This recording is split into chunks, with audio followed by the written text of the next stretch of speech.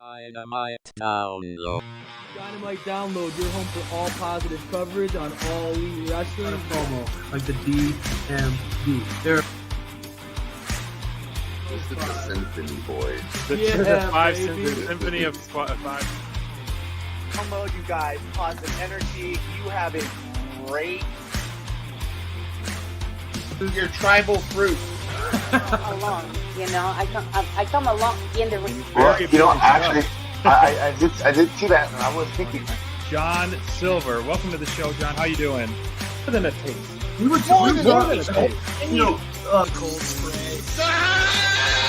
Tired of the cold spray. I went to bat to do an interview with those guys. You know why? Because they spread positivity about AEW. Welcome to Dynamite Download. Woo! That's right. What a great intro, by the way. Who's that handsome guy that was popping on there a couple times? I wonder who that was. I don't know. Some Mark Get a little with a taste. scarf. Get a little taste. A big Mark with a scarf. Yes. That's right. Nice background, by the way. Love it, man. That is one of the surprising new duos that we all want to hate but love so much, I feel like. But Blood and Guts, man. We're right on the heels of that, taking a day to digest. Welcome to Dynamite Download, our Blood and Guts special with SPD and Mind Runner. Thank you for joining us here. And, Crayfish might join on a little bit later, but right now it's two Marks talking about Blood and Guts on Dynamite Download. And, Crayfish and I were at Blood and Guts last year. So seeing it live in person last year in Detroit and now seeing it on TV. Real quick, we were actually watched it together last night, and it was on TV. I feel like it doesn't capture that well from the outer ring, but I love the inside ring shots that they do. But being there live, it's actually not as bad watching that cage match, which sometimes can be a little bit challenging as a fan in the crowd. But how did you think the presentation went of the main event, just briefly before we dive into the whole card? Aside from a couple moments where I feel like the camera folks were not on the same page as the talent, there were a couple moments. There was one where they kind of almost exposed the business a little bit. And then the ending, I think the camera should have focused on Moxley, because I had a different understanding of how the match ended. And then Shivani had to explain later that it was Moxley that made the call to end the match rather than Yuta passing out. But right, I understand that too. So yeah, I think that is a big miss, because that is a very, very pivotal ending for your essential right now leader of the Blackpool Combat Club to throw in the towel. Yeah. So other than that, that was great. I do like having two cameras inside the ring, because again, like you said, you watched the whole thing last year. You watched the whole thing from outside, and you have to kind of look through the grate. Sure. I mean, it wasn't exactly was it the Punjabi prison match that Great Khali? Oh yeah, that was Hall, right? Yeah, sometimes you got to try something, it doesn't work out, but I think they did a great job with that. I think it was. I think they're always trying to one up the Blood and Guts each time. I think they're trying to, and we'll get into, I'm sure, how they one upped it this time with the weapon of choice. But overall, I felt like there was no injuries. Yes, no major. I mean, there were injuries, but no major like put you out of the business for a while injuries. You're right. But because we haven't seen Santana since the last Blood and Guts, and I remember us watching him live and being like, something's off, something's not right here. Like, he's obviously out of the match, he's holding his leg, and then they escorted him out of the cage, and he kind of just like, snuck away. And we still haven't seen him. I mean, we got those little bit of those teaser videos, but other than that, he's been gone since the last Blood and Guts, which is hard to believe.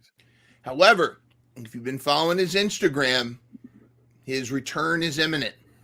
He's returning very soon. Now, I don't know if he's going to return with Ortiz or if he's going to go. So I want them to come back, Santana and Ortiz. I don't care if it's FTR or if it's, Better Than You, Baby. Whoever the tag team champions are, we need to have a moment where they're feeling pretty good about themselves. And then you hear, yeah, Santana, Ortiz, bah, bah, and then their music hits. And then we got to have that Arthur Ashe moment.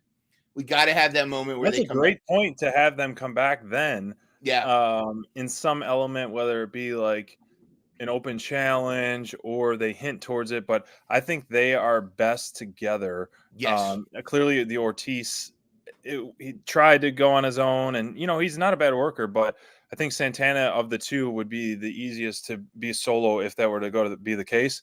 But I mean, there was a time where Crayfish and I were just so behind Proud and Powerful, and we went down to Jacksonville and we were like blasting their theme song. We're like, this is the night that they're going to dethrone the Young Bucks at the time. And we really thought that momentum and that was there, and it didn't happen. But I really think they could get an awesome pop at Arthur Ashe in their backyard and then get back on the scene with a vengeance, because the tag team division needs some of those true teams. I can't believe that I say this, but AEW is struggling in the tag team area. Like, who would have thought? They were known for when AEW started was tag team wrestling, and it's really interesting how they're struggling to find good tag teams. Now they've hit gold with one, but we'll talk about that later. Overall though, I want to say this was a 9.5, if not a 10 out of 10 for me as far as Dynamites go. Wow. Yeah. I think every match was solid, and we'll just dive right into the first one, which this feud has been, it hasn't been a long build, but it's waiting for that ultimate payoff because of the cat and mouse chase game, and then this awesome heel turn. I think Jungle Boy Jack Perry is definitely getting he needed a transformation, and I think I think it's working. There's still a lot to work to be done. But I think he's in the short amount of time. I think Jericho hopefully he can mentor him and really teach him some stuff. But I mean, the way it kicked off the show in the vignette in the promo of him dragging Jungle Boy into the grave and then getting into the limousine and the new gear and then the new song. That's a perfect way to transform the character, because sometimes you have it where people change from babyface to heel and vice versa, and there isn't that dramatic of a presentation. Yeah. This one is a pretty good presentation, and I saw walking to the ring, he was saying "F you" to some people in the crowd and cut my music, its faces. But to me, I wish there was more of a Hollywood Hulk Hogan guitar riff upbeat song, and I was like, what are we listening to? I really hope that needs a change. To me, it was almost like that was public was it public domain? So Tony's like, oh, screw it, it's free, we'll use it. Do you think that's going to stick? What was your first impression when you heard the Beethoven Symphony playing after you got this super catchy and then you have almost like elevator music play? I thought that fell flat. They'll fix that though. Ruckus Ruckus had to put all his energy into the coolest song of the night, but that's true. That's not going to last. If anything, they'll do like a hip hop version or they'll up it up. But honestly, and if you go to Twitter, I tried it myself, but there's a lot of people that overlaid.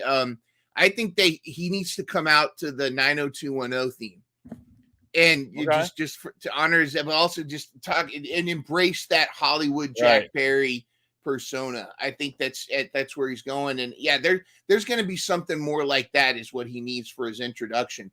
As far as the character though, I like the direction he's going. Right. You got to treat him. You got to think about AEW though. He's going to evolve into this heel now, just like Britt Baker in 2019. She didn't fully evolve into the heel. She won me over with the chubby Whataburger faces comment. That was what got me on her side.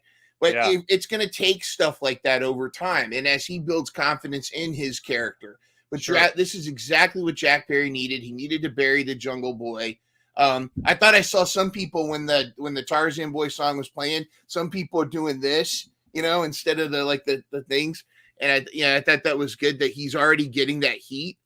But it's time to turn it up to 11, I think, for him. What do you like? I don't think this feud is over, which I'm fine with, but what's going to take him to get to the next level? This match I thought it was a great back and forth match, and the finish was pretty much perfect in the terms of really getting that heel heat. Yeah. You know, I felt like a lot of steam kind of got out of Hook's sails over the last few months with him just randomly teaming with some random people and getting involved in the Hardys and all that. And it was just kind of in the stalemate there of where his direction. And I think this feud really got some more momentum behind him in terms of the crowd. Yes. Because I felt like he was getting these amazing pops, you know, being undefeated and all that. And then all of a sudden it just kind of was not what were you used to hearing from him. And then now it was such a big difference in boos and cheers last night in this match. So what do you think is going to take or help Jungle Boy to the next level? Because to me, there's still a lot of work there that really he needs. But he's trending in the right direction. Yes, I think this feud is what both men needed. And this did numbers for both of them, because you're right. Hook was kind of getting stale. At first, everybody was all behind him. He got the FTW title, and then there's Hookhausen, and then Jungle Hook was the thing. And people there was stuff going on, but as much as Jack Perry needed to turn heel, Hook needed to finally lose. And he actually, I don't think this feud is over. I think there's a lot you can continue to do with this feud, but it's time for Hook to leave the FTW title and start to morph into, go after the TNT title, or start to go a different direction. I think they're going to milk this for a while. Yeah. But I think the move here is to really let Jack Perry walk around telling everybody that he's such a badass because he's got the FTW title, but be a squirmy coward about it. And almost like a mini Christian Cage. Yes.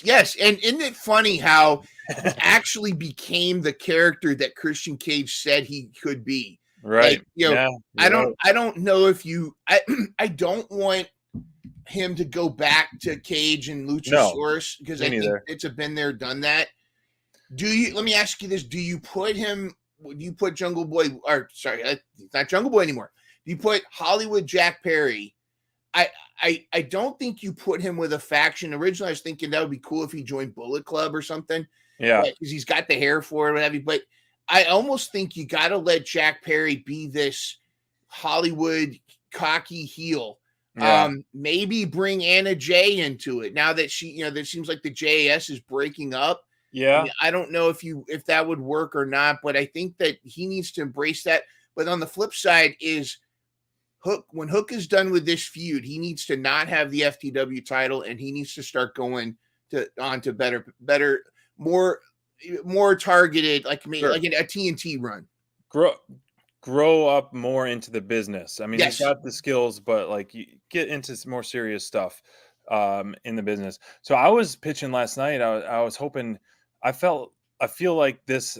I was never a fan of the FTW title on the TV. Once again, there's still too many titles. AEW has been a pretty good job of kind of stepping back with showcasing Ring of Honor and other titles on AEW lately, which I like.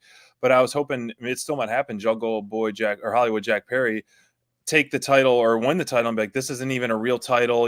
I don't need this, and I don't need this title. And just kind of like get rid of the title so it's out of the picture in AEW completely. So because this is, seeing him with the belt and seeing anyone with the FTW belt, it's just almost like an accessory piece. To me, it doesn't mean anything really, because it's an unrecognized title, That's the gimmick. See, there you go. That's what Jack Perry's going to walk around with this title, acting like it's the equivalent of the AEW championship, and people like Eddie Kingston will come up as, that's not even a real title, dog.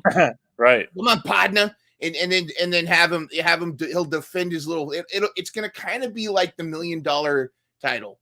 If you remember, like the Ted DiBiase thing, it's not a sanctioned thing. And we could even do a storyline where Jack Perry tries to get it sanctioned. Like this was an idea that Lou from the Bronx had it. Like Jack Perry tried to go to Tony Khan and get it sanctioned. And then, TK is kind of like a cool story, bro. I'll get back to you. And then have that be a whole storyline. But now you got this. I think the idea of Jack Perry walking around thinking he's a badass because he's got the FTW title, and everybody's just like, yeah, okay, dude. We watched the match. We know what really happened. That's a good point. Yeah, that's a good. I like both takes on that. and I think he needs to. This is almost like a sink or swim for him. Like, Yeah. are you going to be able to expand your character and really get a push on your own, or are you going to need someone by your side? I do like the idea because it's fun to have like a scummy heel, walking around with his girl on his arm, and she plays a good heel as well. So Yeah. it would be, I think that would be, because there's not many female male combos, 1-in-1 right now. Obviously Sammy and Ty are, she's not going to be featured on TV anymore. So you can throw that in with Hollywood Anna and Hollywood Jack. Yeah, I think that would be I think that would be a good. There's some good opportunity there for the two of them. Maybe even at some point pick up a third person just to kind of be a like enforcer or something. Yeah. But I think putting him with another faction actually takes away with what we're trying to do. I mean, you can't bill him as a pillar and then have him take a, like, originally I was thinking it'd be cool for him to join Switchblade and Juice, but then he's third in that group. Right. He's like, maybe even lower if you consider the guns. True. Yeah. Even lower. So. He needs to be front and center. Yeah. He needs to be he in fact, going deep. This is a deep cut for Dynamite Download, but he could finally do what I wanted Marco Stunt to do for so long and form kind of like an X Factor, like the FT, like, and just be like that X-Pac kind of character where he's just like, like thinking he's a badass and then not. I don't know. There's so much potential with that, and I think having Anna Jay on his side would be a cool storyline as well. And yeah, it opens up so many opportunities. For sure. It's exciting, and I hope it turns out really good that he turns into one of the mid to high heels on the program. But one of the biggest heels on the program is not really on Team Heel right now. I'll let you kick this one off, man, because you got the background, you got the scarf. Woo! The Blind Eliminator Tag Team Tournament. In this tournament, I was a fan of Big Bill and Brian Cage. I hope we don't. Yes, exactly. I hope we can see more of that tag team. But this one, man, give me your thoughts right off the bat of the dance battle. I think the best storyline in wrestling right now is right there on your screen. Wow. This I think is the best storyline. I mean, right now, because right. The bloodline and whatever, you can say what you want about, the Golden Elite, and we'll talk all about that. But I think that there's so much story oozing out of this match. I mean, from the pro, and again, the tag team we never thought we needed, but that's a good point. Like they're building this up that one of them's going to betray the other, and they're planting all the seeds, and I love that because they're really keeping that storyline from Roderick Strong feeling like, come on, bro, where are you going? To at the end of the match, how Adam Cole's holding the belt and he's having that moment. But there's so much story going on. What's going on with Chris Jericho, with Don Callis, and both. I thought it was interesting how at the end of the match, both Sammy and Daniel like ignored him. It's like, we don't need you, bro. Definitely Sammy is kind of going where Jack Perry kind of turned heel. Sammy really is kind of heading that face direction. For sure. We talked about it on Top Rope Squishy, but it's interesting. Sammy actually, I know that Adam Cole was trying to play this person, but Sammy seemed like the most uncoordinated dancer of the four of them, and that was a little bit rough. But one of the most athletic in the ring. Exactly. But get in the match, he's flipping and doing all kinds of cool stuff. I mean, he's probably out of the four of them, probably the most highest flyer of the group. Sure. Definitely. I thought this was goofy wrestling. This was athleticism. MJF was so over with this crowd. I can't believe it. And the fact that they were chanting double clothesline. This match should actually be studied for in-ring storytelling. The way that the psychology of how they built everything up, how they really encouraged MJF to actually do a tope, and the dance off at the beginning. I mean, what did you think?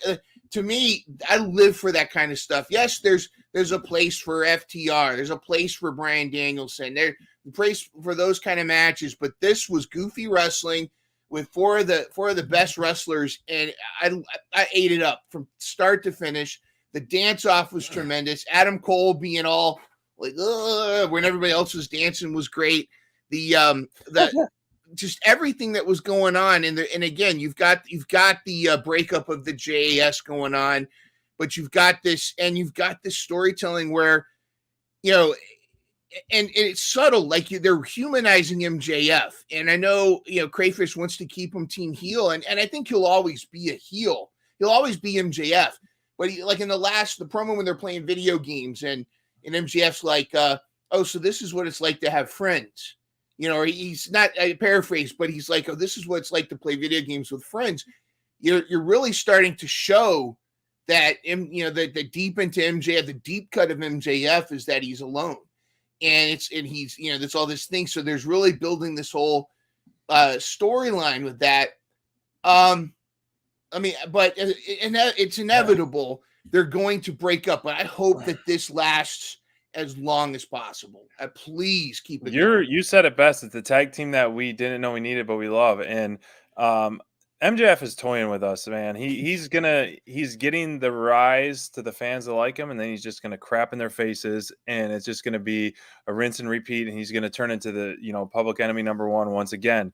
And it makes perfect sense when you have that amazing return of Adam Cole, essentially being one of the top baby faces with that return and that promo he cut, and then that build pairing up with the top heel, and then it's just like a crazy storm that shouldn't be merging, that's merging and doing so well. Like, I love all their vignettes. They're so over the top cheesy, and it's working for that. Now the dance battle, at first I'm like, well, actually, me personally, I didn't really care for it. I was like, what's going on? I want some wrestling. This is almost too long. It's almost like too house showy for me. Okay. So I didn't love the dance battle.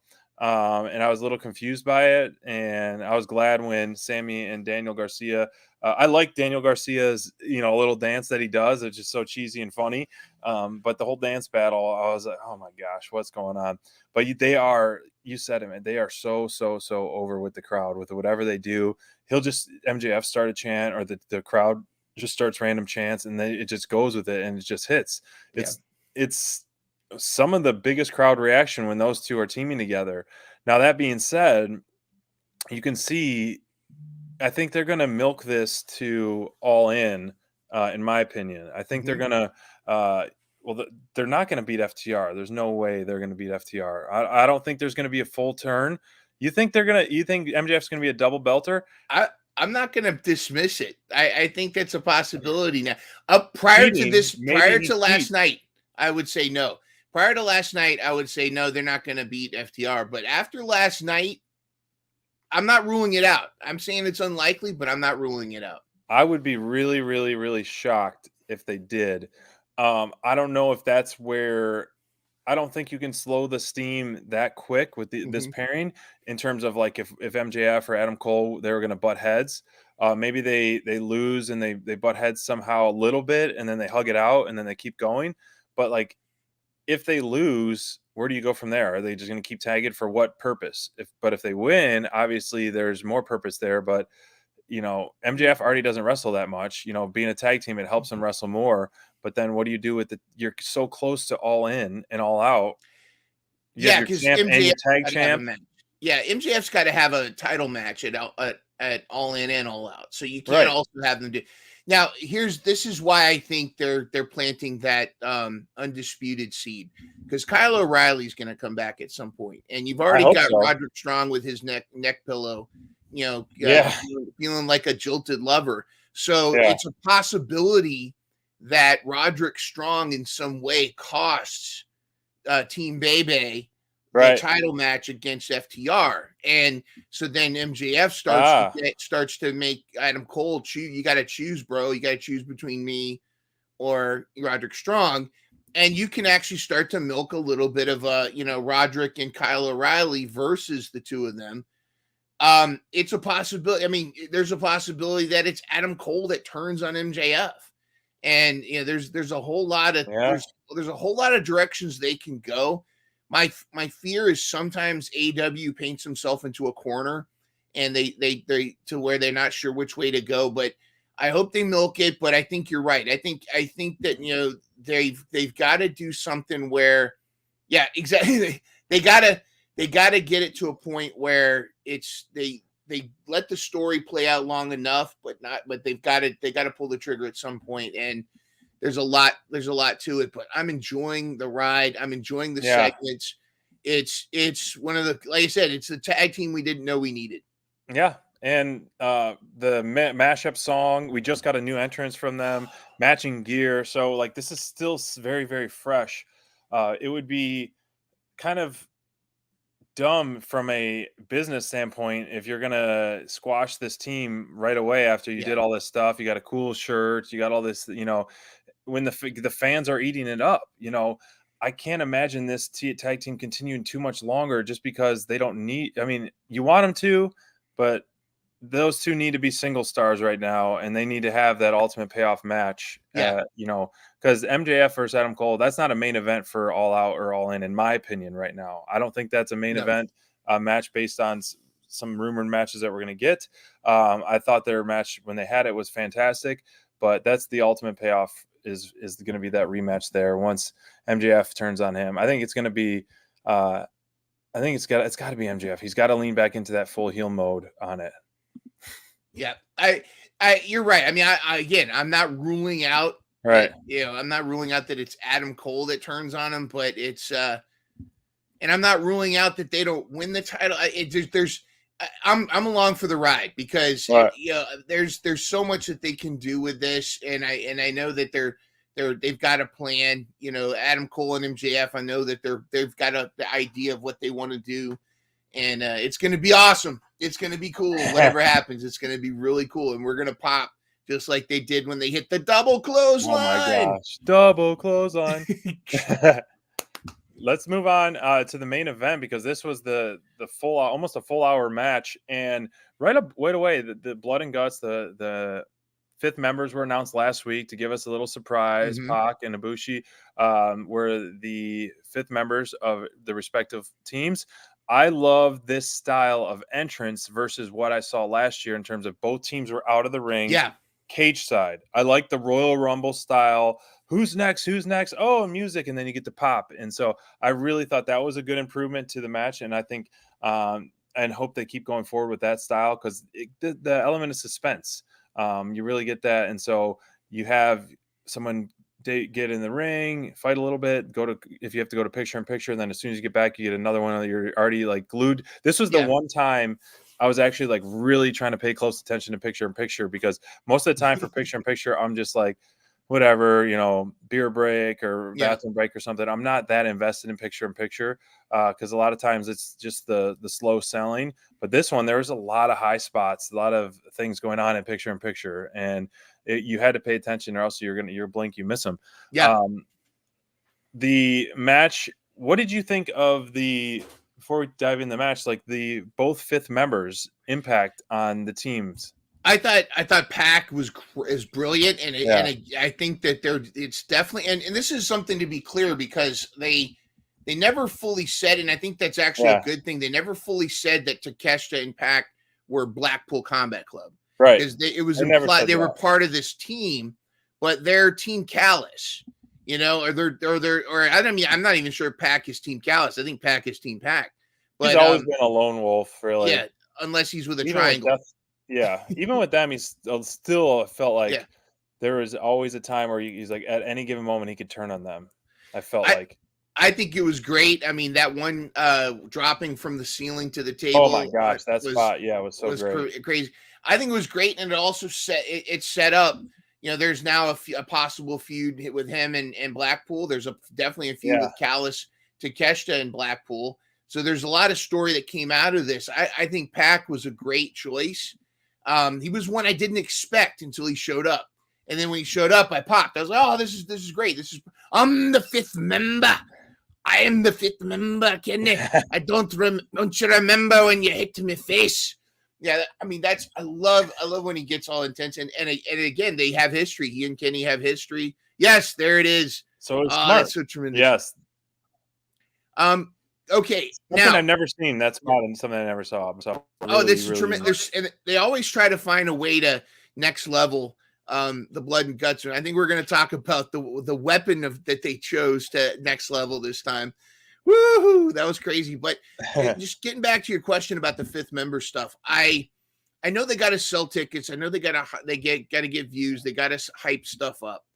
But I almost feel like they could have still kept Kota Ibushi a secret and then reveal him last night. Like have hints, right? Like our fifth member is golden, and then but not flat out say Kota Ibushi like they did, because like you said, the way that they introduced everybody coming from their respective spots, right? That opens itself to those surprise fifth members. And if they ever do, should have done maybe the fifth members both maybe a surprise even. Yay, we got our third member, dude. I've been Speaking listening to the whole show. I've been listening to the whole show, and then you start talking about the bastard. I have to jump on. You say his name 3 times, and Crayfish appears. So yes, say his name, and Cray appears. You guys have done incredible tonight. Awesome show, fellas. And it is exciting to kind of talk a little bit about the possibilities of what came out of Blood and Guts, because it does leave a lot of, like, as you know, Mind, you've been doing a great job kind of talking about the future that came out of Blood and Guts. I mean, Jungle Boy or Jack Perry, Hollywood Jack Perry, you guys recapped the show incredibly well, but I felt like this really Blood and Guts, SPD and I watched it live, and so much of this match, the ending, it feels like, okay, that what's next? And I think for those of you who haven't seen the Claudio and the Bastard promo that was online exclusive, that's definitely worth checking out, and it's going to lead to, I think, a banger of a match for the ROH World Title. This coming up right around the corner. Tomorrow. Yeah, exactly right. This upcoming weekend. Is it tomorrow or next Friday? Yeah, it's this upcoming weekend, right? Yeah. I think that there's a lot of excitement there. I agree, Mind. The Bastard, out of the 2 fifth members, I felt like obviously there's so much hype about Kota, and I know of the relationship of the Golden Lovers between Kenny and Kota, but I haven't personally watched a ton of Kota. So I was eager to see what he brought to the table, and I know that I'm super biased, but I thought the Bastard had way more of an impact, definitely more of a wow factor than Kota. I wasn't really blown away by Kota in this match, whereas I'm a geek for the Bastard, but I felt like he really had some big moments in the match, and the ending is really because of him, right? I mean, he gave the double middle fingers to the crowd, to the BCC, right, and he walked out, and that's really what caused the downfall of the BCC in this match. So he's a bastard. I mean, he's a bastard. And SPD kept telling me, because I was like, man, in the moment I was like, oh, it was such an awesome match, and I didn't want it to end like that. But, SPD said it best. I mean, he is a bastard. He's a lone wolf in a lot of ways, even though he's had the death triangle at times.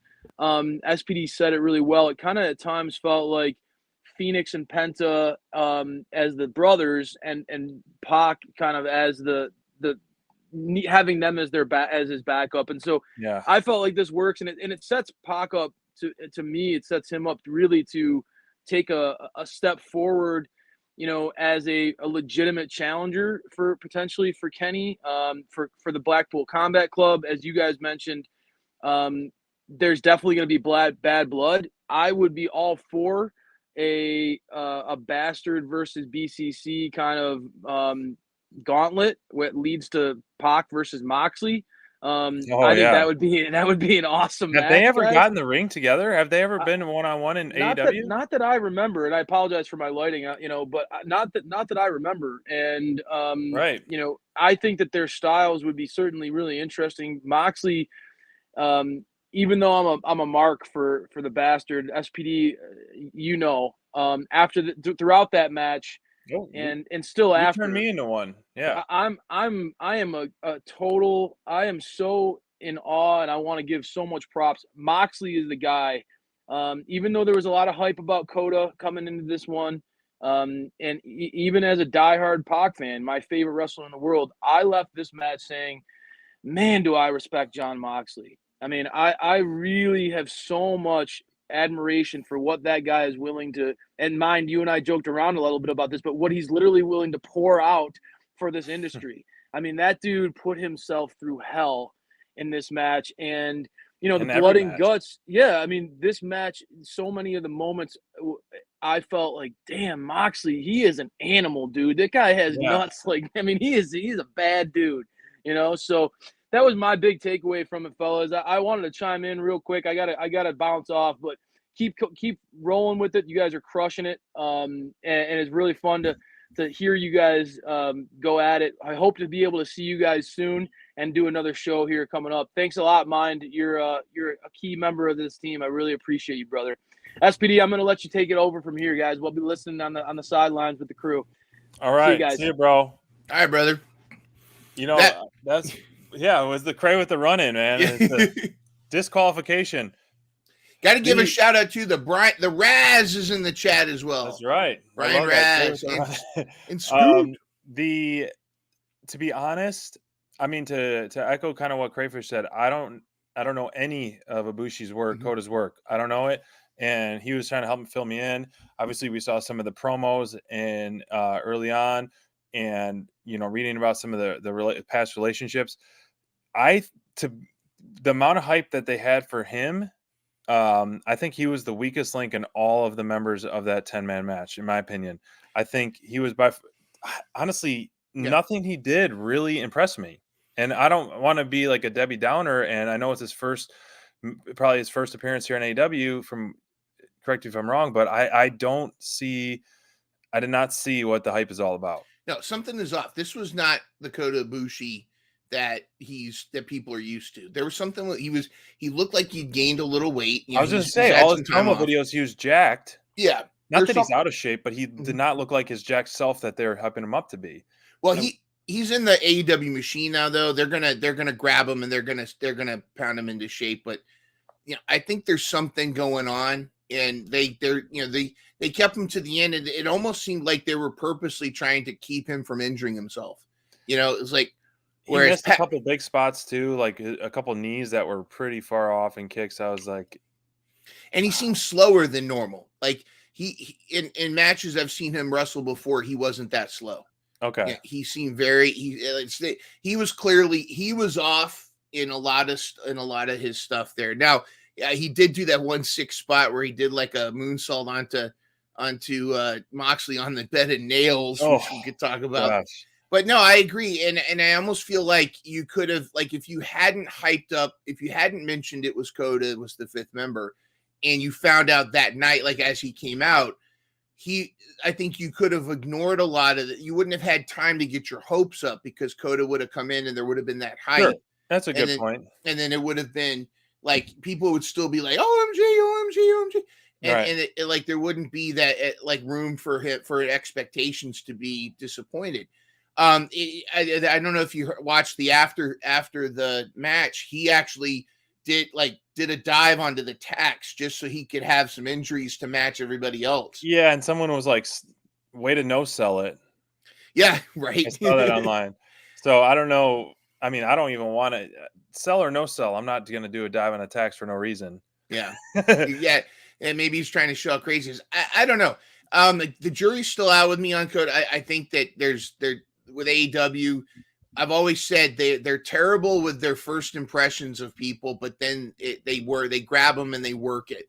You remember when the Butcher Blade and Bunny first showed up, everybody's like, "Who?" It's like crickets.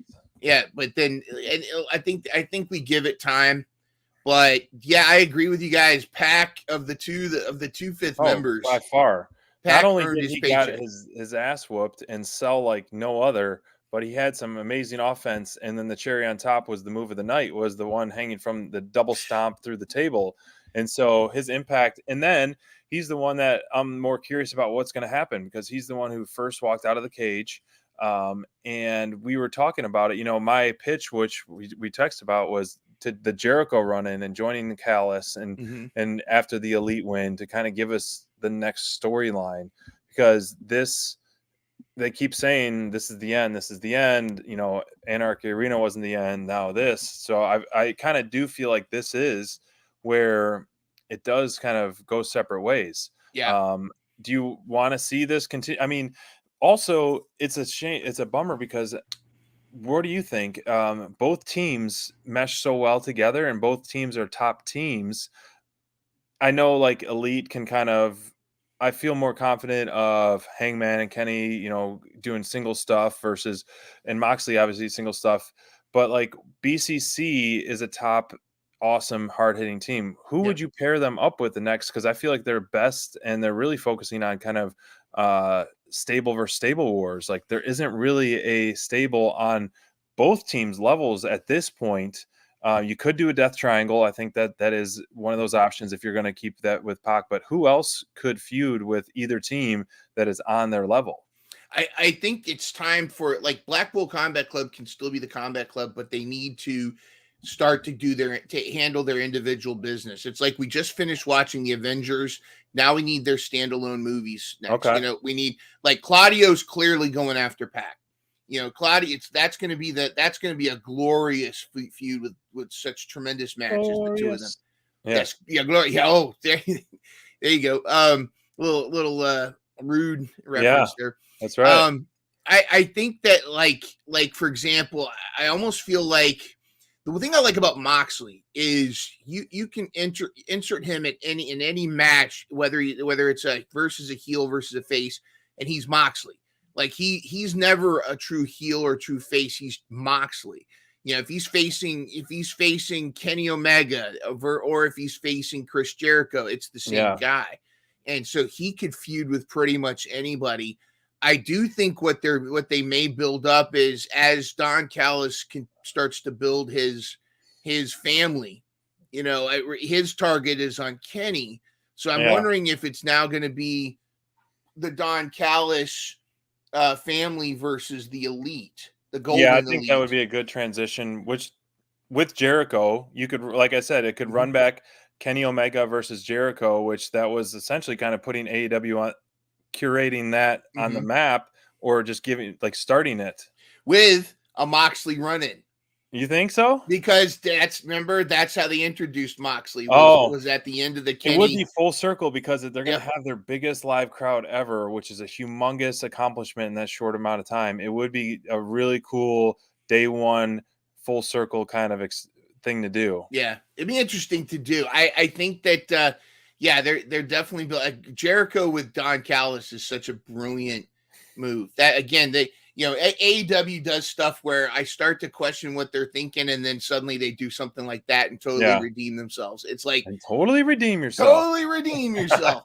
I think that they're still, even though he was choked out, which is interesting. Again, to go back to an earlier point. When I first watched the match, I thought that they stopped the match because Wheeler passed out or died. That's the way I took it too. But it was actually Moxley that called for that. So there's for the match to end. So there's a storyline there. There's the whole Pac versus stuff. I think it's time for those guys to kind of go, like Wheeler and Yuta needs a feud. Moxley can get into it with somebody. I mean, there's Moxley, you could just put him up and fit him into any feud. Be interesting if Moxley, I don't know if Moxley, how would you feel if Moxley showed up on Collision? He's a Collision style person. You have the no nonsense, tough, really hard hitting matches, which we've seen already, which is the kind of Collision theme. I think that would be great. Is there any, Moxley who like next for CM Punk? You never have that in there as well. What do you now? It depends on, again, it's kind of like, because Blackpool Combat Club can kind of still go either way. Right. Would you be interested in a Blackpool Combat Club versus Bullet Club Gold feud? Or could you have? I think I would do. Good. Yeah. I don't know. It's gonna be. Sorry, it froze on my end. Oh no, we're Bullet Club Gold, or I think after you also could consider a House of Black feud, because to me would be pretty good. Yeah, you could I'm do just that. trying to think of teams that are like Yeah. really solid that are on their level. Like I would not put Acclaimed against the Blackpool Combat Club or even like an Elite at this point, even though I love the Acclaimed. Yeah. And House of Black, I don't know if are they gonna, because they haven't been a group on TV in a while. You're getting little sprinkles of each one. Like, what's going on there? Is something going on? I want them to be more featured as a true trios, true group. Yeah. Because there's still a lot of meat on the bones with the Andrade. That's still very fresh. Do you bring in, Roosh and Preston Vance to kind of have a feud there, which I'll support, and then that could be your Thunder re-debut with all that. But there's a lot to consider, because this feud, Elite and BCC, to me was so good. It had so much depth to it. I mean, this has been going on since September, October, I feel like, because of the Hangman and Moxley battles that were absolutely insane, where Hangman got knocked out, and then the rematches and all that, and then finally the ultimate payoff of the Elite joining back up together. So it's been a nice long stretch, and now we're at a crossroads of like, what's next with them? And in an important time where All In and All Out are a little over a month away. Do you think that they're going to build up All Out? And again, I watching back to one of our earlier episodes, I kept saying All In or All Out, and it was All In. All right. But it's hard to do. But All Out is definitely it's going to be in Chicago, and it's going to be a homegrown. It's going to be an AEW show. But it sounds like All In, they're going to go back to the making it open to anything can happen. Like I feel like this is going to be one of those dream match pay-per-views where I hope so. You're going to have you might have another, I think they need to do another Kenny and Will Ospreay, Me too, for sure. I would pay so much money for that. Oh, bring that back. You could even do like Will Ospreay and Aussie Open versus the Elite. You've got, there's a lot of stuff that you can do, but I think part of the problem, and this is not to get on a hot take here, but this is one of the problems I have with separating rosters on two different shows, because you're limiting your titles, you're limiting your possibilities. And now there's talk that the House of Black only wants to be on Collision. And that's, to me, that just, number one, that says that nobody on Dynamite's going to go after the trios title. I mean, I'd be cool if that was like your home show, but the opportunity for you to show up on another show. But to me, that's so limiting, and you might as well have a draft. You might as well copy WWE. I don't want them to. I don't want them to do that, because it limits everything so much. And I feel like this was a Band-Aid on an opportunity to really break bread and have some communication. I'm sure there's legal stuff that's going on, but sure, I feel like you were limited, and I can't believe I'm saying we have a limit on the tag teams that we have, and you're right. There's a limit on the like we're having Acclaim versus the Blackpool Combat Club again for the trios titles again, and it's a been there, done that. And I think that the Acclaim needs a new feud. Blackpool Combat Club, I hope that this is just a match where maybe QTV gets involved and screws them over.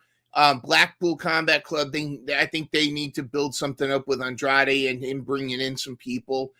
And we don't know what's going on in the background, but with such a deep roster, you've got to have those.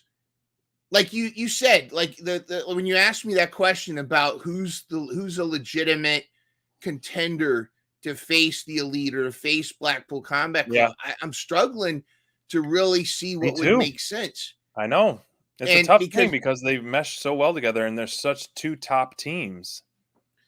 Like you could have Juice and the Guns as a trio, but and because here's the thing: do you just go back to Death Triangle? Do you just go back? Do you go back, retread matches that you've already had? I feel like I feel like it's redundant, and we need something new. And I don't know. I do feel like though that this the Blood and Guts was the end of the Avengers, and now we're gonna get some singles stuff. But yeah, I don't know. I don't know.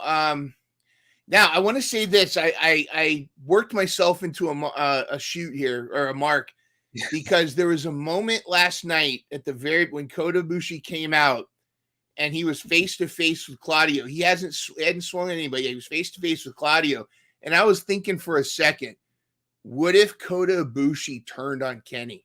Oh, wow. Joined with Callis, and then that would be, because then you've got this heartbreak storyline, but it didn't happen, and I'm glad it didn't happen. But there was a moment where I was like, oh, what if that happens? They gotta, you always gotta have another villain.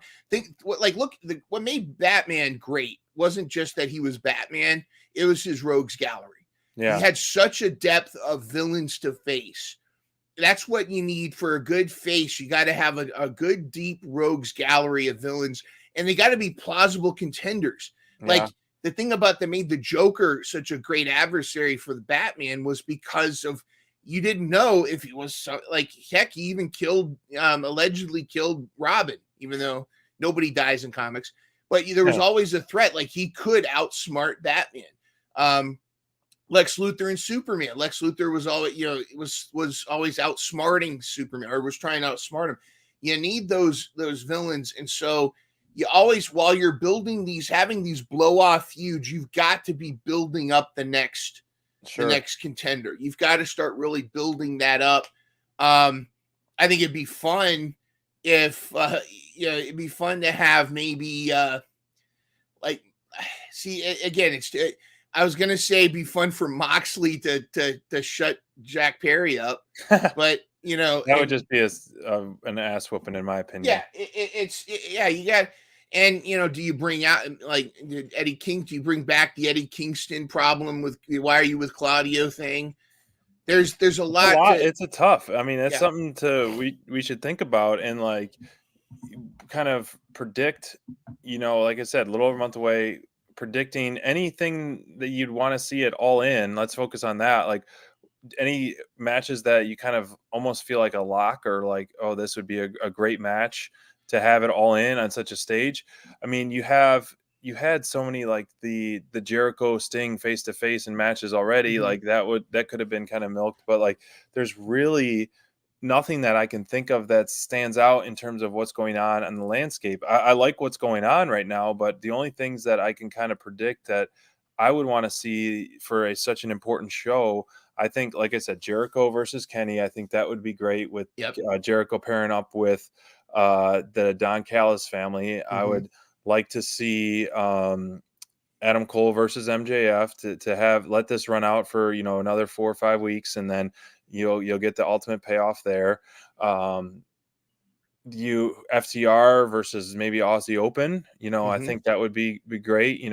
Two sound tag teams. It sounds like Aussie Open is back to being healthy. After the injury, and where do you go with the outsiders? They've been kind of quiet, and the women's division has been a little quiet right now in terms of strong feuds. So I don't know if you read the thing about Tony Khan talked about the blood and guts thing for women's division, but a lot of it was, I guess he was actually considering it until Jamie Hayter got hurt. But there's so much, and the women's division. If I could say, I have a thought, because one of the matches I think would be a lock, and you got to consider where the location of Wembley Stadium is. You got to appeal to the Brits. You got to appeal to the UK audience. So you got to have, I think you got to book Saraya versus Mercedes Moné. Yeah, because by that time, I think she's healthy. I think she's going to be healthy. I think. I mean, I guess it's a broken something, but hopefully, if she's healthy, you got to book that. Get an ankle break. Yeah, ankle break. Well, I'm not a doctor. I don't know. It depends on how severe. It could be a couple months. It could be multiple months. It could be a month and a half. But something as impactful as wrestling and mobility. Yeah. I don't know. I don't think she would be back in time based on from what I remember. I'll argue if she's healthy. But if who knows? She's healthy, who knows? Yes. And again, that could be you have to have Hayter a lot of these things. Yeah, Jamie Hayter. I think you got to have the Will Ospreay as a factor as well. I think there's a lot of things. There's so many things you got to do, but if I could just mention the women's division, I was disappointed that we only got a squash match. Granted, it was Kayla Sparks. I love Kayla Sparks. I would have liked to see her do more, but I feel like there's a time and place for squash matches, but every match needs to be perpetuating a storyline of some kind. Now, even if the storyline is like a Goldberg storyline, that this person's just a monster and it's coming in to squash people, or this person's coming, I'm okay with a squash match or something if it's there to showcase the wrestler. But we all know Britt Baker's moves. We all have seen her wrestle before, and we didn't need a reminder that she was with AEW. Like, there could have been something in this match where the Outcast got involved, even if it wasn't all of them. Like Ruby Soho could come down and do something, or they need it. Even if they weren't 100% sure what they're going to do with the women's division, there needs to be. I really feel like they're dropping the ball with so much potential for storylines with the women's division. A lot of granted, I understand that the TBS title is, it's kind of like the TNT title, so they're not really an open challenge, but kind of. Yeah. But Statlander needs a major feud. I don't think they know what to do with Taya Valkyrie. I don't know if they know if she should be a heel or a villain. I don't think they are or face, that they're not sure. There's so much potential for storyline that's just left there. And where the heck is Abaddon? Like, you've got Abaddon is oozing story, literally in some cases. But she would be a great, like, if they were going to do a blood and guts and you weren't going to put Thunder Rosa in the mix, I think Abaddon would be a great fifth member, because to put her in there and scare the crap out of the Outcast. But I feel like they're really to put Britt Baker in a squash match, it seemed like it was almost an afterthought. I would have rather had some story there. Something I would have rather had. It was very out as soon as like she hit one move and put her glove on. I'm like, no, this is no way. This is ending like this. And then sure enough, 3 moves later, it did. I'm like, what in the world? Yeah. I'm like, I don't know. I want to see the silver lining in all this, as always, the Dynamite download way. But I was like, how did they okay this? Like, how did she okay this? Like this, being a pillar of the leader of the women's division. I would have rather her come out and cut a promo and have the Outcasts surround the ring, like, circling like a fish, and just to kind of like give us a hint at something that's coming, or vice versa. Outcasts come out, cut it like a nasty promo, get some really heel heat, and have some of the baby faces surround them. Just to set up, like, is the goal going to be a 3-on-3? Is the goal going to be a singles match, a title match? What's going to happen here? So where are we going? I think the squash match would have played better if it was a heel doing the squash. Like, you could have had Ruby Soho, Tony Storm come out, squash. I'm the best. Cut a promo after, Exactly, and then have Britt come out and say, "Oh, you think you're the baddest? Blah blah. Okay, next week I'm blah." And set something up. And like Kayla Sparks is such a babyface person. Yeah. Like she's all sunshine and rainbows, and she's almost like Willow Nightingale level positivity. To have Britt, I don't know her. I actually had her on the Mental Health Mondays podcast once, and she's kind of like a Willow in that she's very like, hey, super, like we're everything's cool, and she's one. I mean, she can handle business when she needs to, but like that, I think you need something like that. I think what would be cool is like they're already paying attention to Billy Starks, because she graduated high school, and she's kind of with AEW, and she's her shirt is on shopaw.com. So she's probably got that like Red Velvet contract when Red Velvet Red Velvet got the Is All Elite. I think she's kind of there, but I guess they call it Tier 0 or something. But I would love to have like a non like what do they call it, the eliminator matches or the title, where Billy Starks takes on Tony Storm. And it's clearly like, oh, who's this kid thinks she is? I'm hot to, all this stuff. And then whether or not, and then Billy Starks win the match, which earns her a title shot. the Tony Storm is so furious and the Outcasts are so furious, they just start beating her up. And then that's when you bring in Britt and everybody and to save the day. And then you need that kind of stuff perpetuating the story, because otherwise it's like it almost feels like they're checking off a box. Did we get a women's match this week? Nope. All right, throw Britt in with let's just call up a local person to It was definitely unfortunate. Obviously it's great to see DMD on TV at any time, but it just, as fans, we were just kind of shocked. I think we were all a little disappointed with what were there, and like, that's it. You tease us with this and that's it. And it's not really the DMD way. I don't ever remember seeing many of these type of matches that she's been involved in. And I don't know if she has been in any of those kind of, I call them the dark squash matches, you know? And it's funny, the other week when it was FTR versus the Bullet Club, that was the first time I ever knew what this whole eliminator meant.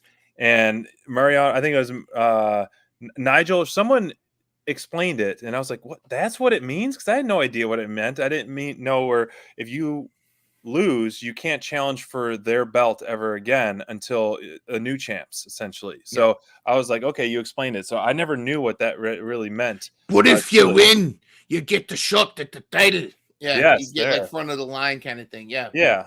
So that was the first time. So the Collision commentators are doing a great job. That was my attempt, by the way, at sounding like Nigel McGuinness, but it sounded more like Pac again. I got the bastard out of that one. But Nigel's actually, he's more of a Jason Statham. He's a Jason Statham. Yes. SBD, we need to do this. Yeah, there we go. Yep, there it is. More like it for sure. Well, we ran about an hour right here. We'll wrap things up. Thank you, Mine, for joining. A great Blood and Guts. I'm looking forward to the Royal Rampage. Some stakes, big stakes at hand there in the Royal Rampage for the title at All Out. Murder Grandpa's in there. Yeah. And I'm looking forward to seeing what Marina Shafir can bring against a big Chris Statlander as well on the Royal Rampage. Honest opinion on Marina Shafir, real quick. What's your honest opinion? I like her. I think she's got a lot of potential. I think she needs to. I think there's a lot there that could be done, and I think if she's booked correctly, good things can happen on her. But I think she's better than a good amount of the women in the division, in my opinion. She needs more time to shine. So I'm curious to how this match is going to go. What do you think? I think she needs to be repackaged. I think they kind of blew it with her debut. I think that but I think it's not. I think it's salvageable. I think putting her with Nyla was a smart move at the time. But now she needs to be. I think they need to package her kind of like a Shayna Baszler. They need to make her kind of and I think she needs. Granted, he's injured, but I almost feel like Danielson should have taken her under his wing and bring her into. And she should have been not too late, but a BCC would be pretty cool welcoming in that, and then eventually you could funnel into the House of Black feud. I mean, she would just tear apart Julie Hart, in my opinion. Exactly. She could go on an absolute tear. She's got the skill, obviously, MMA fighter. Yeah. I think she's got the mean, aggressive look, and I think she's got some really good talent in the ring as well. So with the right direction and the right mentorship, I think she can really turn into a wrecking ball, in my opinion. I agree. I've been a fan of hers. I have, and I wanted better booking for her, and so I think she's better than where she's been. I'm with you. I struggle though. I struggle being a fan of hers. That she had some heat with the whole sandbagging thing with Thunder Rosa, and then they broke bread later together. But I've heard some of her interviews, and it sounds like there is a little bit of an issue when it comes to her taking advice. I think she doesn't quite get that. I don't think she understands that she does have a booking problem, because I feel like that maybe there's people have offered her advice and she's turned it down, and that's why she's where she's at. But she's been listening to Bryan Danielson, and I think Moxley too, and they've really put her over in their interviews. And so I think that's the way to go. I'm surprised they haven't pulled the trigger on that. She could.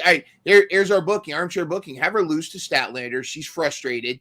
And then have Moxley, have even Wheeler Yuta come out and say, listen, hey, why don't you come with us? And, Are you tired of losing? Why don't you come with us and then have her start sparring with the Blackpool Combat Club? Well, it's kind of funny, real quick, as we're wrapping up. I was, as Crayfish and I were talking last night watching the show, I'm like, who could BCC feud with? And I'm like, oh, the best friends, as a joke. And because I don't think they're not on their level, in my opinion, not even close. How funny would it be, though, if the best friends tried to act tough?